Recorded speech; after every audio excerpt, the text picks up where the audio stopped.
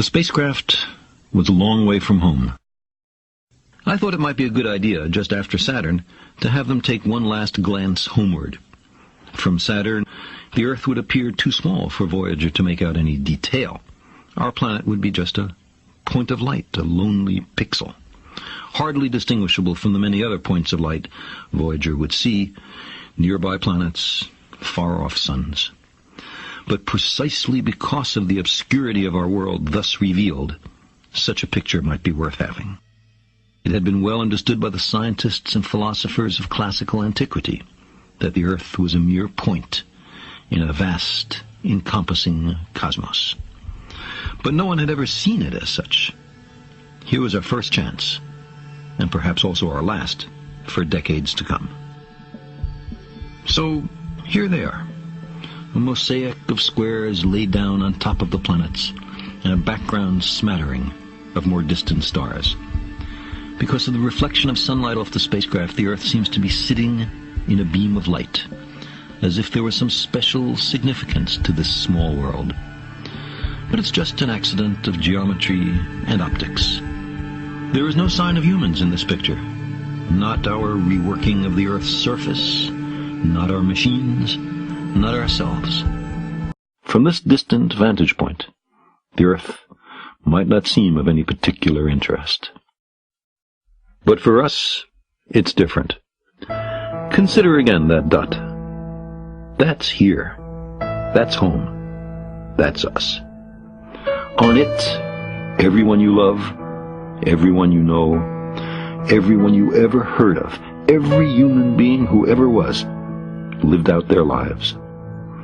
The aggregate of our joy and suffering, thousands of confident religions, ideologies, and economic doctrines, every hunter and forager, every hero and coward, every creator and destroyer of civilization, every king and peasant, every young couple in love, every mother and father, hopeful child, inventor and explorer, every teacher of morals, every corrupt politician, every superstar, every supreme leader, every saint and sinner in the history of our species lived there, on a mote of dust, suspended in a sunbeam.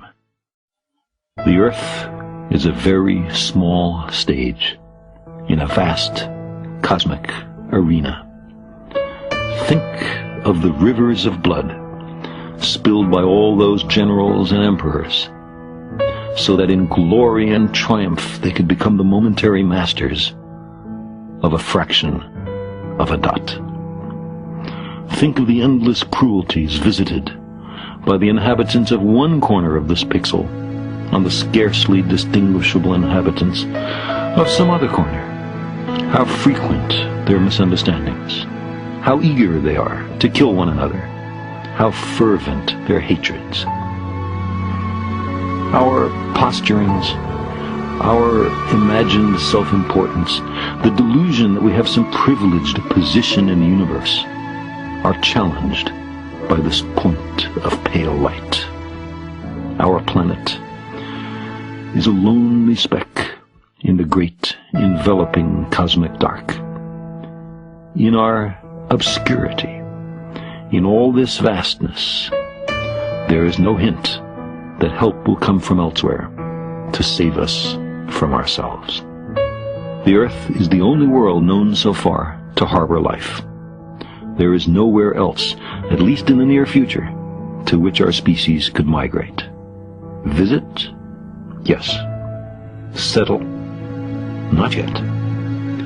Like it or not, for the moment, the Earth is where we make our stand.